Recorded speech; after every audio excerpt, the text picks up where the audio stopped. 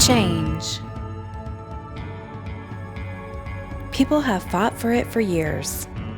Whether it's a revolution for equality, human rights, or social and environmental justice, they are determined to create one thing: a new reality of life. So how do we create this change? Is it possible to get government policies changed without massive protests, riots, or even in some instances death? It has been said that one person can make a difference in this world, but it's not for the faint of heart. This is a story about one woman's quest for change in the farm fishing industry. Her trials, her triumphs, and the fishy tales she hears along the way. Can she make a difference in this industry, or will those with money and influence drown her out like those before her? This is a tale for the ages. It's time to stir it up, shake things up. It's time to rock this boat. Yeah, it's time to stir it up. Let's shake things up. Let's see what floats. It's time to stir it up, shake things up. It's time to rock this boat. Yeah, it's time to stir it up. Let's shake things up and see what floats. Sara Belle Pazonsky was born third-generation Alaskan. Her mother gave birth to her in an isolated Eskimo village southeast Alaska called New Halen. This tiny little village sits in a major tributary to Lake Iliamna. Sara was born quite literally right in the middle of one of the most important salmon nurseries in the world. This might be the reason why she's so passionate about her salmon. Her parents were educators but raised their family in the Alaskan bush. Sara's father was like a jack of all Alaskan trades, a school principal, commercial fisherman, hunting guide, and even a bush pilot. The family owned Ilieska Lodge in Iliamna. This means Sara's summers were full of camping, hiking, but mostly fishing. As Sara grew older, her mother gently nudged her sweet Alaskan princess into charm school and pageants to rid her of some of that, bush charm. Although she found some success, Sara's true passion remained with the fish. Sara would eventually have two beautiful children, John and Jamie. Today, Sara's passion for fish is being poured into her business, the Wild Alaskan Salmon Company. It's an online seafood business that she runs with her sister-in-law, Trish. And this is where I come in. I'm Tracy Hovey, a close friend of Sara's. We grew up together in the great state of Alaska and have remained friends for ages. One day, Sara came to me with a story, a life-changing story, and it went something like this. We were going out to dinner with some friends of mine, my husband and I and another couple.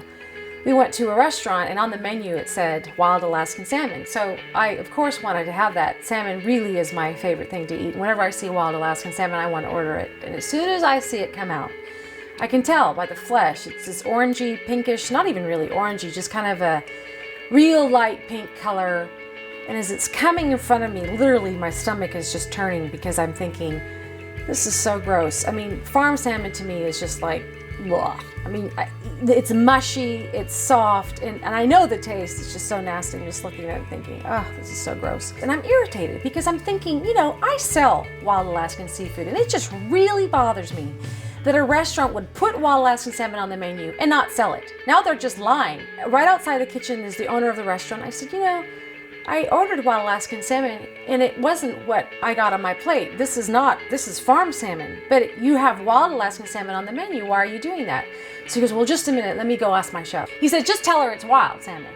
I lost it. I mean, something really snapped in my brain because I'm peeking in the window, I hear it, I just bust through the kitchen. I'm like, I can't even believe you just said that. And then, you know how you catch yourself in a rant and you're like, oh my God, I'm like a freak. I just stopped and was like, well, then, okay. And I just left.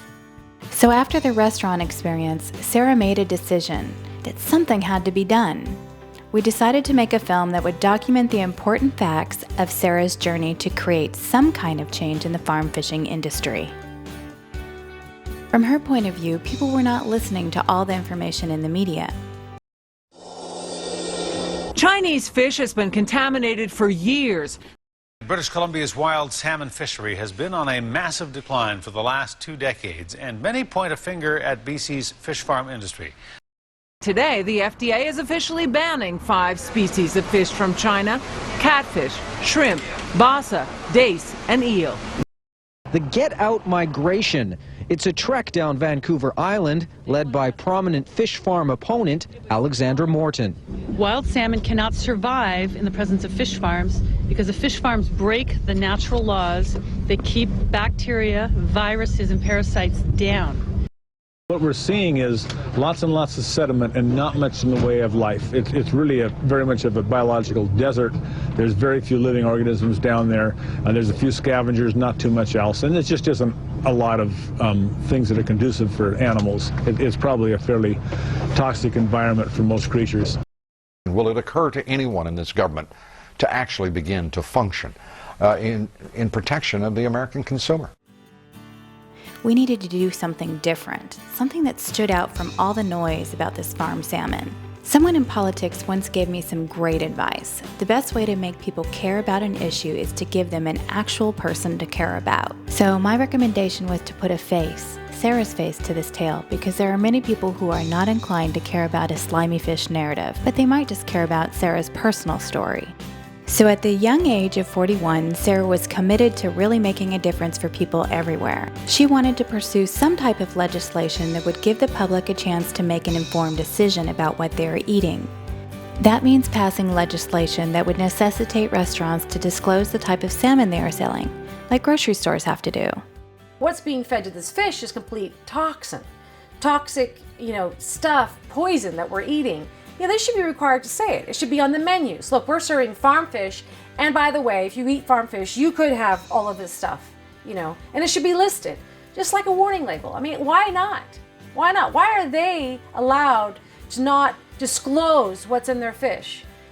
Everyone else has to. The alcohol, industry has to put it in all their bottles of beer and everything, and the cigarette companies have to. The FDA, who's supposed to be protecting us and inspecting the seafood coming in on the port, they're not inspecting it. They're inspecting 2%. And if the half of that they expect is too toxic for human consumption, that means that the most of it, what we're eating, is too toxic. That's just appalling. And nobody knows that. Nobody. Until just recently, a few reports are kind of coming out. But, there has to be way more education. People have got to know. And they're never going to change unless we demand it.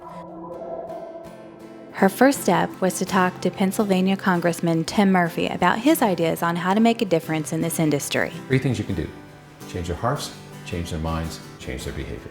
Those 3 things. Change their hearts through stories and information of what these chemicals may do, what happens with this when it affects you, what does it do to children, what does it do to adults, what does it do to their health, what does it do to their learning abilities, their behaviors. And you do that by also changing their minds. Give factual information that's trusted and repeated. And then change your behavior. You may have someone who becomes an advocate for you, actually, who is an elected official as well, and begins to speak about it. And also seek out other colleagues and talk with them as well. So if you can change the hearts, the minds, and you get the behavior, you're getting the change you need. Growing up in Alaska, I had a passion for seafood, wild Alaskan seafood, because I was part of a commercial fishing family. Every summer we spent commercial fishing out in Alaska, bringing in fresh seafood every day. I loved that kind of seafood. Now I sell Alaskan seafood, and in order for me to compete with other, sellers, I had to explain why my seafood beat theirs, beat my competitors. So I really started investigating as to what the other stuff the restaurants were buying versus why they weren't buying wild Alaskan seafood. With all the information available from news sources about the issue, Sara thought it would be important to gauge what the public really understands. Talking to people would accomplish 2 things. 1, to lay the groundwork for a more educated public to make good choices, and 2, to see exactly what new information they might need. Do you know that farm fish is toxic? Yes, I do. No, I didn't know that, really. How do you know that? Because I'm an angler and I know if you grow something together in that close proximity, then the poisons and byproducts of that poison, they're all eating and sharing the same thing. This is what causes cross-contaminations and things of that nature. Wild salmon are obviously raised, I believe, in the creeks and rivers and then go out to live in the ocean before they come back to spawn. The farm salmon kind of raised in a fish bowl. Help me! I feel like crap. I don't want to die. Saw salmon on the menu, and it was farm salmon, and you had a choice of wild salmon. Oh, I'd obviously pick wild salmon. So Lindsay, you're at a restaurant and you had farm salmon on the menu. Wouldn't it be so fun to see all these things listed on your menu? I mean, wouldn't it make it way more interesting to know what was all in your salmon? I mean, how much more fun would that be than just seeing fish? That's just so boring. I'd like to know what I'm eating before I eat it. So yes, it would be nice to have that. So it'd be great to have farm salmon and a list of what was actually in farm salmon. Kind of like, you know, when you have steak, you get steak and all the sides. It's like farm salmon with all the sides. It'd be perfect. You get a side of slice and a slide of chemicals and antibiotics. It'd just be perfect. So it's served up like that. You know, one thing that I always think about is people say, well, it's just a little bit of chemicals, a little bit of toxic in my food. Well, you know, how about if you had a steak with a side of poop? Would you eat that? Yeah, it's kind of gross, right? You don't want any of that. You want your food pure and clean, you know, so it's just not acceptable, right? And if you're gonna have to eat the poop, you at least want to know it, right? So we should have that labeled in our menus. Just want to get your opinion. Yes, okay. Hey! Opinion on what? Fish. Farm fish versus wild fish. What your thoughts were on that? We want farm fish. Well, that's where you get cows. We're going to put cows in the water? No, we want real fish. You want real fish. You know the difference? Yeah. Explain it to me. What's the difference? Usually wild fish is caught out of the ocean or in freshwater lakes or freshwater rivers, and farm fish is done in farms. And do you have any feeling and opinion if you had a choice in front of you, farm or wild, what you'd rather eat? I like wild. It's quite a bit more expensive, but more flavorful. You get more rich flavor and kind of better all around. How about you? You know what, honestly, I've heard both sides of the story and I don't know what's right or wrong. I'm originally from the California area. I have a friend from Alaska that's a big fan of wild and speaks to that, but I've also heard that farmed fish has less toxins. So less toxins? Less toxins. Yeah. Interesting. So, I don't know. So as you can see, there are clearly misunderstandings when it comes to the farm versus wild argument. It is important that people know exactly what the issues are and why they would want to choose one fish over the other. Sarah's next step was to get the facts from some experts.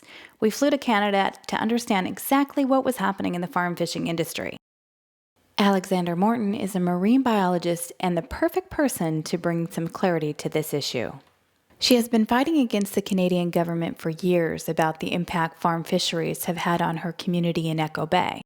Her community went from thriving to dying in just a few short years after the farm fisheries moved in. Well, when salmon farms first came, we were a community of about 250 people. We're off the grid. We had a little one-room school, fishermen mostly, artists as well, 100% employment. Fish farms moved in and I thought, hey, great idea, it's gonna help keep our school open. We welcomed the new families, but very quickly the companies withdrew the families, only hired people that would commute as crew. And today there's 27 Norwegian feedlots, 8 people left in my town, the school is closed, our Chinook runs are gone, the killer whales left, we have toxic algae blooms. It's a mess. You know, as the salmon went, we went. So you can attribute all that loss to the salmon farms that moved in? I can. They knew those fish were diseased, those farm salmon were diseased while they were there.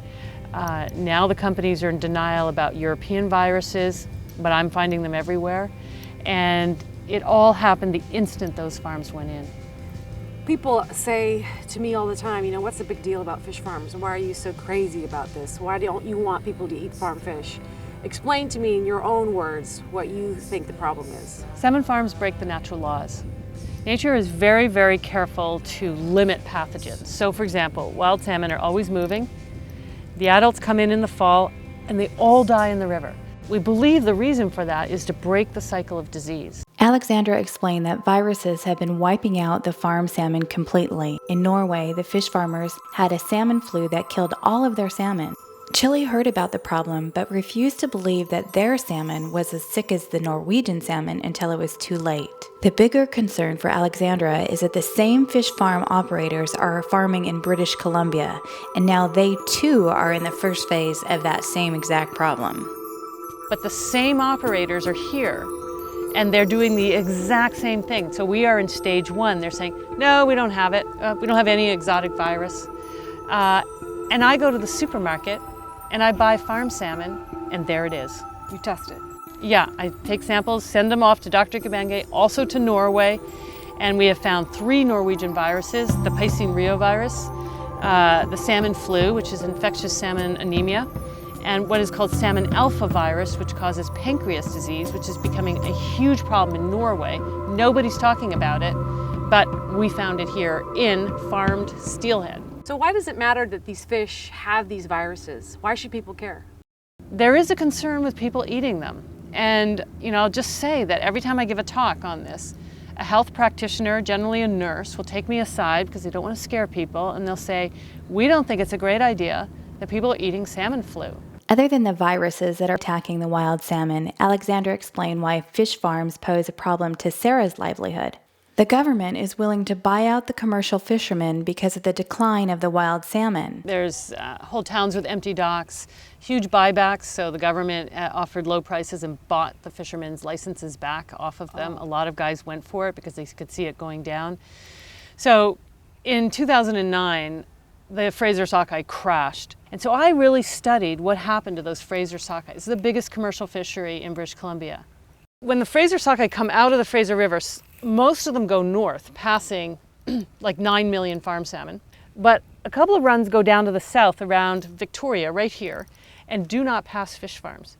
The ones that go by the farms have been in steady decline since the moment those farms went in. The fish that go around the southern end of Vancouver Island have been increasing over the same time period. So Dr. Miller does genomic profiling, which reads the switches that are on and off in a fish's cells. People do it in humans as well. And they thought she was going to find out that the fish had starved out in the open ocean. But instead, the switches said cancer, brain tumors, leukemia, retrovirus. And she's like, whoa, what is that? And began to look around. Well, in 1990, when the salmon farms first went into the Fraser sockeye migration route, virtually all of the farms had a virus called salmon leukemia.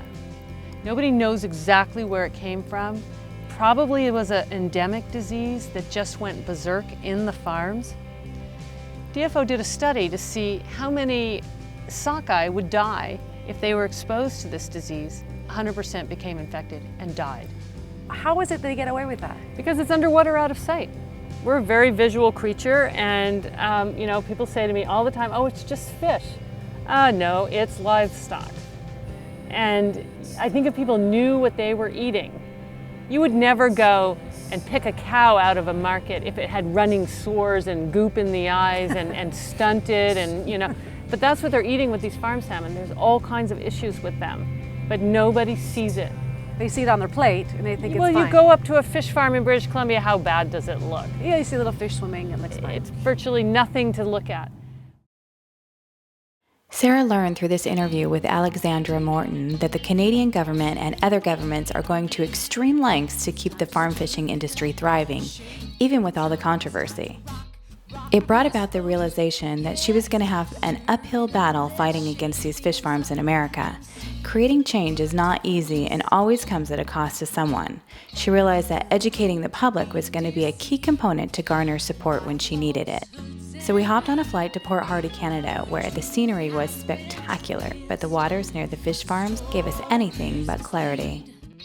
The facts have been skewed to make them appealing, while the powers that be, they are wheeling and dealing. It's time to stir it up, shake things up. It's time to rock this boat. Yeah, it's time to stir it up. Let's shake things up. Let's see what floats. The guilty blame others for the poison they spread, while the uneducated believe what's said. Canada, to start whale watching. Right So here. this side's over here in Canada? Basically, yeah, And this Canadian side's owned. Where's the line? Like here? Am I Yes. half in, half out? sort of, for the most part. Yeah, that would work out. I'd be okay with that, yeah. This side I'm not roaming on my phone. This side is... All right, cool. And this the Canadian side Merino, and my boat's parked over on the American side. On the American side. Go USA! USA! You better be quiet around here. Yeah. Nice boat. Thank you. Come aboard. Okay, so we start our voyage off. We're here in Telegraph Cove. You can see here is Beaver Cove. That's where you guys drove in through that log sort, the Sayward log sort. What I'd like to do is probably make our way out this way, out to the islands, around Hanson to the backside of Swanson. That's where we'll get our first fish farm.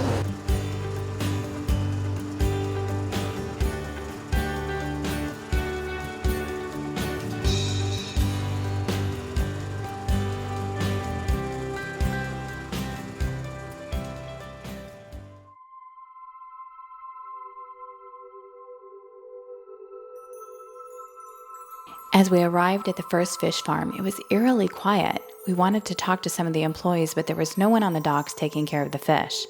The farms are easy to view, but there's nothing really to see. The only thing we could see were the nets loaded with so many fish that the fish could hardly swim.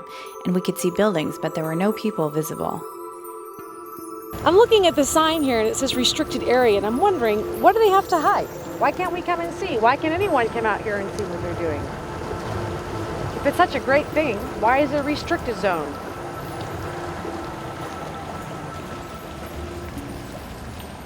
We don't really want people to see this. Such a contrast of commercial fishing out in Bristol Bay and the wild catch and these fish swimming wild in the ocean to this. This is farm fish, folks. This is what you're getting. Wow. So Sarah, I'm looking at all these pens and I'm thinking, people are going to look at that and say, who cares? Why should we care about that? Because it's just fish. Yeah, it's fish. Big deal. Well, the reality is it has a huge impact on a lot of people, and it needs to matter to people. Number one, the first thing that's a problem with fish farms is that the fish themselves are filled with toxins. Those fish are raised from a small fish to full grown in very short amount of time. They're never allowed to swim in the wild. They're just filled with hormones, toxins, chemicals, antibiotics. That's what you're eating. That's the first thing. The first thing is our health concerns. Second thing is the ocean floor is getting damaged by these fish. Everything that the fish eat, all their fish species, goes right to the ocean floor and it kills everything living underneath the sea.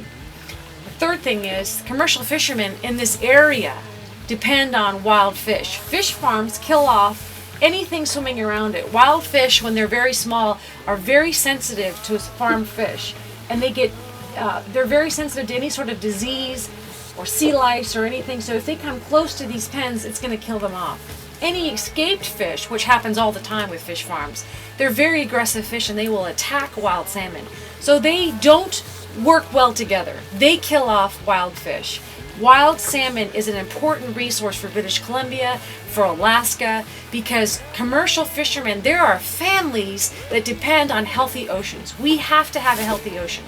You know, fish farms come in and say, well, we're going to be good for your economy. You know, economy is a thing that they say all the time is going to create jobs. Well, this fish farm has created 11 jobs. 11 jobs. The cost is too great to create 11 jobs. These fish farms are completely unregulated. That's the main problem that I have with it. You know, if someone were there making them disclose what they're dumping, how it's affecting the environment, that would be at least a start. But no one's doing that. No one's holding them accountable. Isn't NOAA supposed to be policing our oceans? In America, yes, the same government agency that's given the job of protecting our oceans are the ones forging ahead with putting these fish farms, and it's just crazy to me because they don't care about the livelihoods of commercial fishermen. They care about money, and this is all about money, bringing in money, but they don't understand the cost. There is a great cost, and it's really a trade-off. They're saying, look, we are willing to let the commercial fishermen go and bring in fish farms because that makes money. We have to make people aware of that. That's really what it's coming to. The Associated Press reported in 2011 that NOAA would like to expand U.S. fish farming in coastal waters, which they have been slowly implementing. We reached out to NOAA for some answers, but they haven't given us a response. On their website, NOAA claims some of the benefits of increasing aquaculture would include lowering our seafood trade deficit of $11.2 billion a year, contributing to the $270 million in commercial fisheries by supporting the fishing hatcheries in Alaska, and creating sustainability in our seafood. To understand exactly what NOAA was supporting, Sara traveled to D.C. to interview Congressman Don Young from Alaska about his thoughts on NOAA and farm fishing. He has written a bill that would ban fish farms in Alaska. This is a bill to prohibit any offshore fish farms. This is being pushed by NOAA on the East Coast, but in Alaska there will be no fish farms as long as I sit in this chair. It's the wrong thing to do, and more in one ways people realize that Alaska's wild salmon is the best-selling salmon. We've managed it beautifully. It's come back dramatically as far as we took a hit when Chile started importing fish to us. We started importing fish from Chile, and now we have a federal agency trying to promote offshore fish farms. We call open net farms. They're huge farms, and it'll be leased by the federal government to probably foreigners. There's another side of this coin is that the NOAA was promoting this because they want to eliminate the fishermen. They want to have these control, farm raise the protein quantity. They say they can do this, but they would destroy not only a business and an industry, but something very valuable to the state of Alaska and Alaska fishermen. And so I'm working very hard to make sure that doesn't happen. I've been successful so far, and I hope everybody in Alaska understands why I'm doing this, because it'd be wrong for Alaska, and that's what I'm all about. Well, do you think it would be wrong for the rest of the U.S.? Well, that's up to them. I mean, everybody, see, if they want to do it, I call it the Louisiana, Alabama, and Texas, they want to raise fish offshore, then they can let the federal government do it. I'm just arguing if they're smart, they'll say no.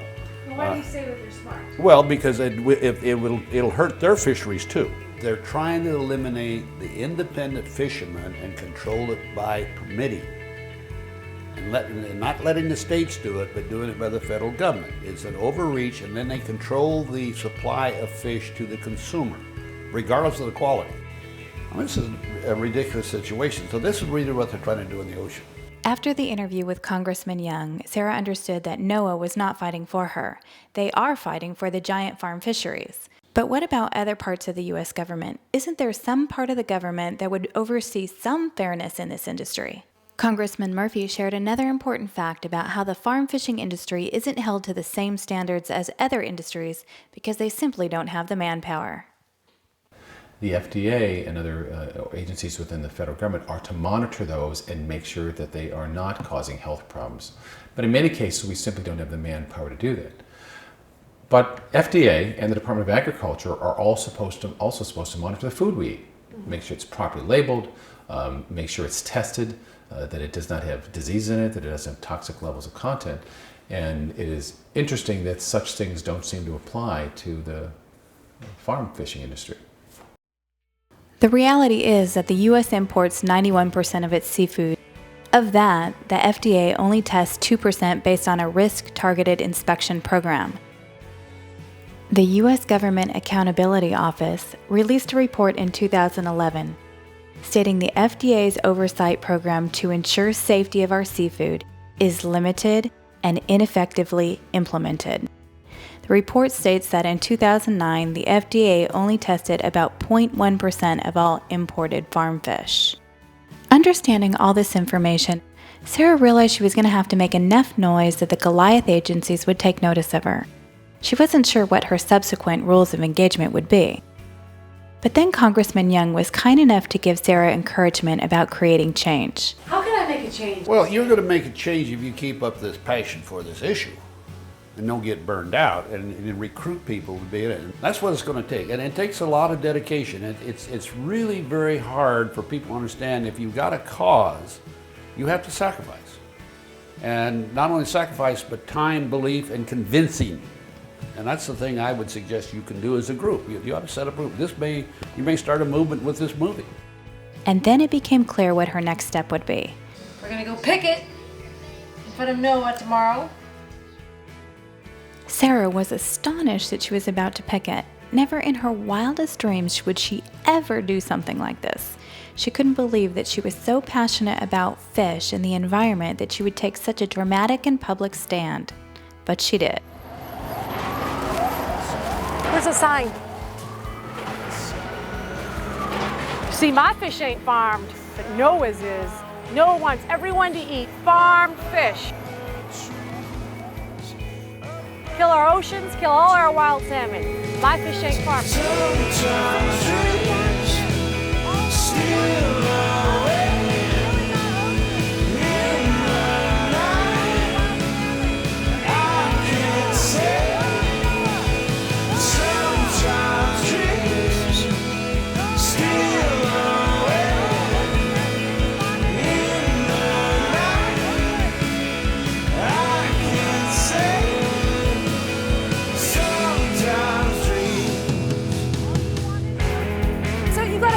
You can be in my little ticket thing.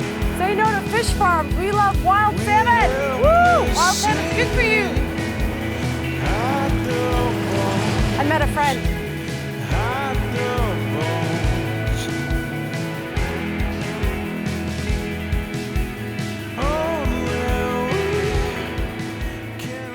Well, clearly one person picketing was not the answer, and she couldn't find anyone else interested enough to picket with her. So Sara came to the conclusion that it was important to educate the public about the issue through other means. Congressman Murphy told Sara the best way to get her message across was through transparency. Should have is at least transparency. We ought to know. The FDA ought to know. The public ought to know. Customers ought to know. And that's very, very important because that's when consumers make choices. That's when parents decide, is this what I want my kids to eat? That's when you're going shopping, you make decisions. Do I want this product or this product? And a lot of that comes from being able to trust the information you're getting, and a lot of that comes from being transparent about the content.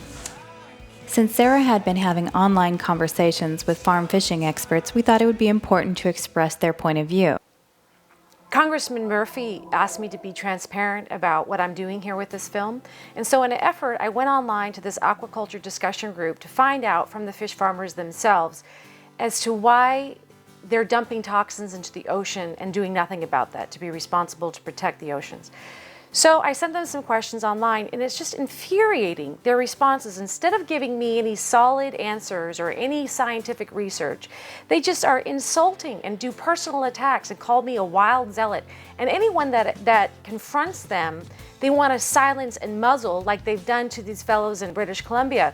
I mean, you can't challenge these guys without getting fiercely attacked. But here's just some of the things that they said in my response. I said, hey, come to Alaska. I said, I would love for you to come to Alaska and show you our fish hatcheries, because that's a big thing. They say, oh, Alaska fish hatcheries are the exact same thing as salmon farming. I'm like, you know what? In a spirit of fairness, come up, let me take you on a tour of a fish hatchery, and then I want to go on a fish farm with you, and then you can show me what fish farms are all about, and so we can learn together, because I really want to know really what's going on, and if I'm wrong, then I want to know. So he says, no, I've been there and done that. I'm like, what do you mean, been there and done that? He said, look, let me give you a history lesson. Quote, when a journalist or videographer has come to the industry requesting access to farms, to help them understand salmon farming, he has that in quotes, they have always gone away and produced an expose of salmon farming with gory propaganda and all the images they can muster.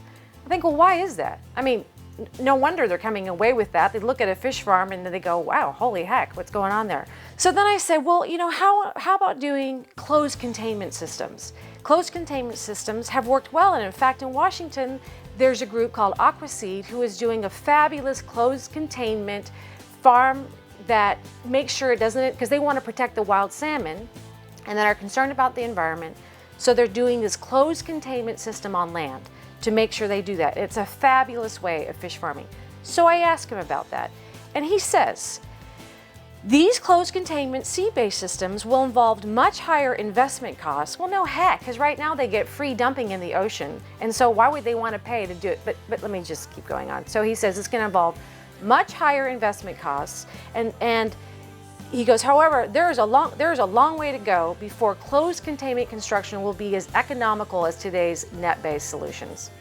Well, no wonder, because it is all about money. And right now, it's a free dumping zone. The ocean is just available for them to dump their toxins, and nobody is checking to see what they're dumping or how much. So then he says, Sarah, in the interest of full disclosure, you should mention that you are a vehement opponent of salmon farms. Like, no kidding, Sherlock. You are a genius. You figured that out all by yourself? Not my blogs and my, constant attacks. Of course I'm opposed to fish farms, open net fish farms. It's insane what they're getting away with. And what's even more maddening is that if anyone speaks out, they're considered a zealot, a crazy person, and yet they won't come back with any scientific proof or anything that says, look, we're not killing the oceans. And here's just the fact and the reality. Everywhere there are open net fish farms, wild salmon are dying off, and the oceans below the ocean floors are getting destroyed. I mean, and I asked them, what is your explanation for that? And they just called me insane. Here's just a classic example of how rude they are. He says, there is a cult of ignorance in the United States. Now he's attacking Americans. That's just infuriating. And there always has been. This strain of anti-intellectualism has been a constant thread winding its way through our political and cultural life, nurtured by the false notion that democracy means my ignorance is just as good as your knowledge. What an ass. I mean, that's his response. It's just so irritating. So then he says, to just sum it up, he goes, I am sorry to have to say that the train has left the station, and despite what you and your fellow zealot activists say, the human journey is moving offshore and into the world's aquatic environmentalists. It's an idea that's time has come, and all of the forces in the world are not so powerful as an idea whose time has come. So that's it. He's saying, suck it. Fish farms are coming offshore, and there ain't nothing you can do about it. That's his response to my questioning, why don't you try closed containments? He says, costs too much. He's like, look, it's happening whether you like it or not. It's just so offensive. So, you know what? That's transparency right there. Here I am talking to two owners of aquaculture companies, and this is their response. And what's so maddening about his response is he's telling us, look, Americans, the train has left the station. You get on or get left behind, because it's steamrolling down the path, whether you like it or not. And that's his answer. It's blatant. And we're just supposed to sit here and take it. Well, I don't want to take it. There is one valid argument. It is clear that the world is eating more salmon than nature can produce. According to NOAA, Americans consume 4.8 billion pounds of seafood, or approximately 15.8 pounds of fish per person. Of that, half is wild-caught and half is farmed. NOAA also states the world consumption of salmon has increased dramatically. In Japan, it has doubled. In Europe, they're eating more than 4 times what they were eating in 1987, and Americans are eating 9 times more. On their website, they make a strong case for farm salmon and why they should support it. NOAA even goes as far as to tell Americans they should eat more salmon than what we are eating now. Are they truly concerned about sustainability? Understandably, this is an issue that needs to be addressed. How can we make salmon sustainable? Congressman Young expressed his thoughts on how Alaska was managing this problem effectively. Strength of the state of Alaska is our fishing industry. We have not abused it. We're looked upon as the model how we take care of our fish. And our council's a good council, recognizing the idea that only so many fish can be caught. The escapement has always been, we call calculated, where they have a return every year now. Because it takes a silver salmon or chum salmon, I believe at sockeye, those 3 species take 4 years to return to the waters. It takes 7 years for the king salmon. And so we've had a very steady run. Now we've had some down years, but a lot of that is caused by natural phenomena, we call it. We have a high water, or during the spawning season, it washes the eggs away. We will not have a good year 4 years down the road, or so we watch that very closely, and that's how they judge how many fish will return. That's sustainable yield of the fisheries. Alaskans have created a sustainable yield in part because of their hatcheries. Sara wanted everyone to see the difference between hatcheries and farming. We're going to a fish hatchery, which is on its way to Seward. It's just 5 miles from here. But we're going to go check that out because I want to be able to show the difference between a fish hatchery versus a fish farm. because Alaskans get a bad rap for doing fish hatchery. People say, oh, you're fish ranching. It's the same thing as fish farming, and it's not. And so I'm going to make that very clear on this film, that fish hatcheries are nurturing and healthy, and fish farms are destructive and will destroy the environment. There is an ongoing debate about the differences of farm salmon and hatchery fish. While hatchery fish and farm salmon have very similar beginnings, that is where the similarity ends. Well, how that's different is there's three major reasons. One, we only raise our fish for a limited time in their lifespan. Fish farming raises a stock of fish from egg to adult, harvest for their own profit. They're for-profit organizations. So Do you add anything to the fish? Are you giving them any hormones or any stuff to make them grow faster or bigger? Absolutely not. Because Alaskans needed sustainability, they opened numerous salmon hatcheries beginning in the 70s. They are all nonprofit organizations. This was not about money. Their goal was to increase and stabilize Alaskan salmon returns. Today, the hatchery releases make up about 12% of the commercial catch. From there, the hatchery salmon, as well as the wild salmon, have a healthy diet. And best of all, they have freedom. They spend their lifetime swimming free out in the open ocean. Farm salmon, on the other hand, spend their entire lives in a small, contained environment, jam-packed with hundreds of thousands of other salmon. Disease and parasites run rampant. The guy that was the head worked for the British Columbia government. The commissioner, in effect they call it minister, of fish and oceans, told me that, he said, Fred, Alaska could do well in the fish farming business, but he said, don't do it now. Let us make all the mistakes and screw everything up and find out how to do it right, if ever. And we're finding that they have not done it well at all. Alaskan people understand the importance of maintaining a sustainable yield, because when it's not sustainable, it hurts Alaskans, families.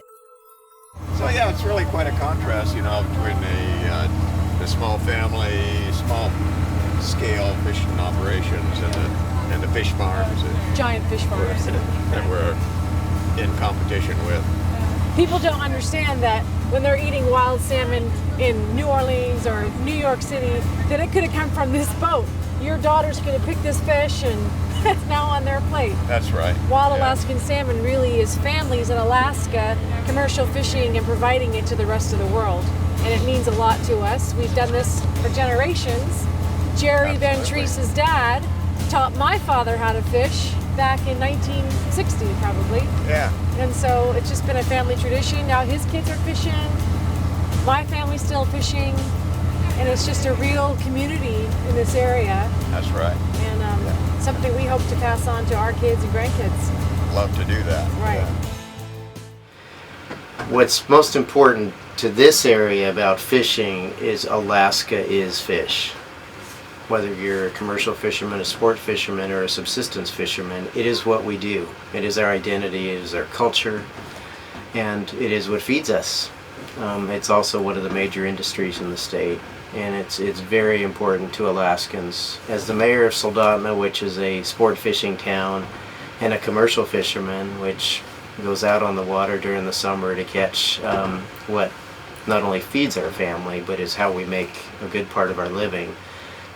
It's ultimately important to many families and many cultures in Alaska, whether you're one of the native cultures or someone who's been up here for only 30 years, like myself. There's actually been studies that have been shown that Alaska Native people have that DNA that needs, we have the genetic makeup that we need fish. You have to have fish. Yes. So any threat to the fish would be devastating. Absolutely. Oh, it is. It would be devastating to us all. These are real people, villages, coastal communities, families with children like you and I, who depend on thriving wild salmon fisheries which Alaska currently enjoys. They cannot absorb the devastating loss the farm salmon industry would bring to their fishing waters, as it has already done to those in British Columbia, Scotland, and Norway. Alaska's the last salmon fishery left. It is. Japan, they had a culture that was the salmon culture. It's gone. Norway, It's gone. it's gone. The East Coast is gone. We had a woman come from the Cokeville tribe when we did a Smithsonian seminar, and she said, and we took her down for a net, and she cried. And the next day we were having a council meeting, and she came to our council meeting, and she said, be careful. We were once salmon people, and now we buy our salmon from Alaska. The most stunning fact is that Alaska is one of just a few places left on the planet that has wild salmon. Everywhere the fish farms have laid their nets, the wild salmon have slowly disappeared. And if NOAA has its way, they will place fish farms in federal waters that will include vital coves in Alaskan waters. The fish farms are a threat because it could put us out of business. Well, yeah, and destroy the entire resource. You know, they are learning that those viruses in the fish farms are spreading to the wild population. That's right. That's a scary deal. That's a scary deal. That's why there's no more Atlantic salmon. You know, they wiped those out. Now they want to come to the Pacific. Yeah. Very dangerous for our economy up here. Yeah. I'm going to go talk to Clem Tillian, who is a longtime Alaskan and probably our state's foremost fish expert. He has served on numerous state and federal councils dealing with fishery regulation. Clem offered insight into the pros and cons of how other countries farmed fish. Why do you think Alaska Congressman Don Young is so opposed to NOAA issuing these permits? Alaska is 62% of the fisheries in the United States. And we're one of the 3 places in the world that are considered to operate our fisheries well. And we have absolutely no trust in the federal government. They made a colossal mess of it when they had Alaska. In fact, they taught us what not to do. Right. You merely had to do not do what the federal government did to do it. And so I think it's more a lack of trust in what the federal might do. And so the problem in British Columbia is they're back in the bays where you can get all sorts of diseases. To settle. Yeah. The French have some fish farms, and they use ships off the Bay of Biscay, and the current runs through the ship, and none of the feed stays. They would feed them in the bow in it, and the fish swim all their life against the current, and they turn out some pretty good products. In France, the people are afraid of it getting too close to shore because they've got an oyster industry and stuff. Right. And it's the fallout from these things that's dangerous. What causes those dead zones? I mean, wouldn't that be detrimental to? But it's the fallout from them. And unless they're offshore, like Norway's now forcing them, to where they have a cleansing current, which makes it difficult. You have much more expensive operations because they have to be able to stand tremendous storms and things. Right. But if you let them back in the bay, they'll kill it.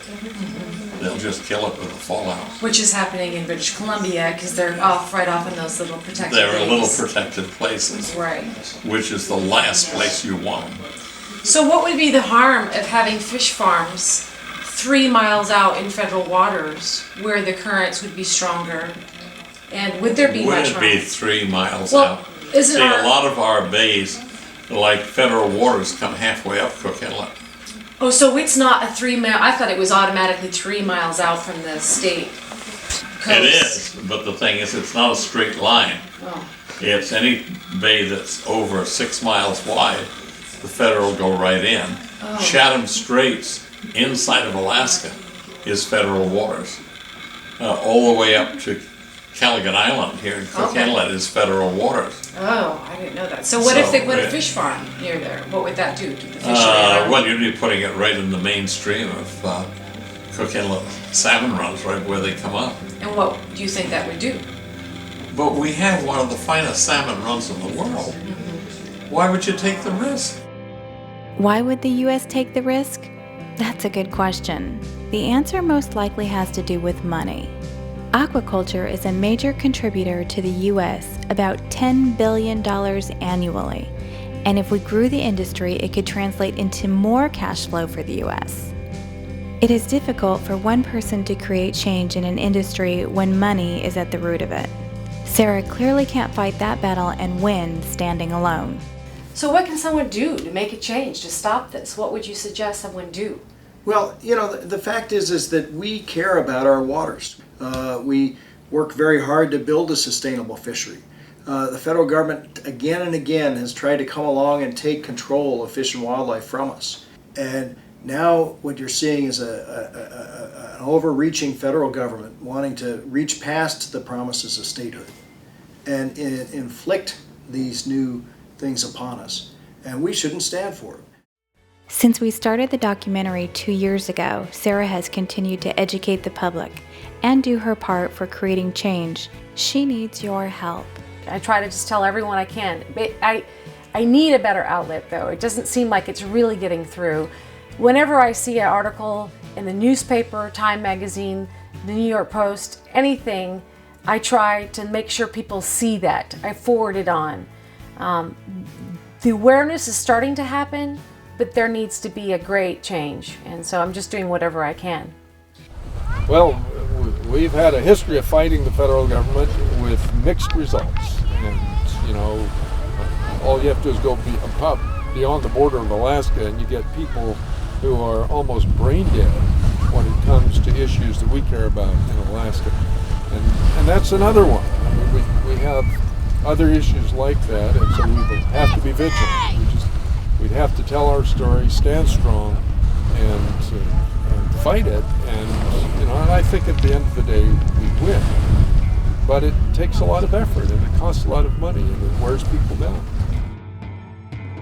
She has spoken with politicians, groups, kids, you name it, and she has explained the hypocrisy of the situation. Our country, which was founded on the belief that if you worked hard, you could have the American dream, is the same country which is trying to take away Sara's dream. Not to mention the dream of countless other Americans that are in the commercial fishing industry. The U.S. can choose to do the right thing and find ways to farm fish without damaging an entire industry. Or they can continue down the path of destruction, killing wild salmon, jobs, and damaging the ocean. Only time will tell how this tale ends.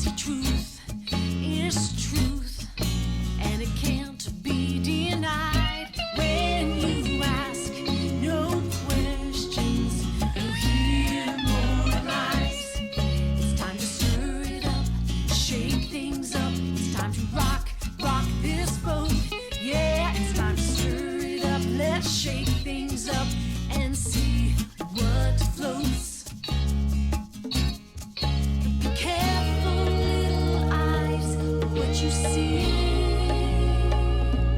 And be careful, little ears, what you hear.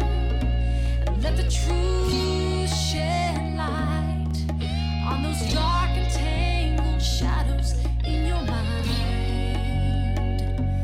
Yeah, it's time to stir it up, shake things up. It's time to rock this boat. It's time to stir it up, let's shake things up and see what floats. It's time to stir it up, shake things up. It's time to rock this boat. Yeah, it's time to stir it up, let's shake things up. Let's see what floats. It's time to stir it up, shake things up.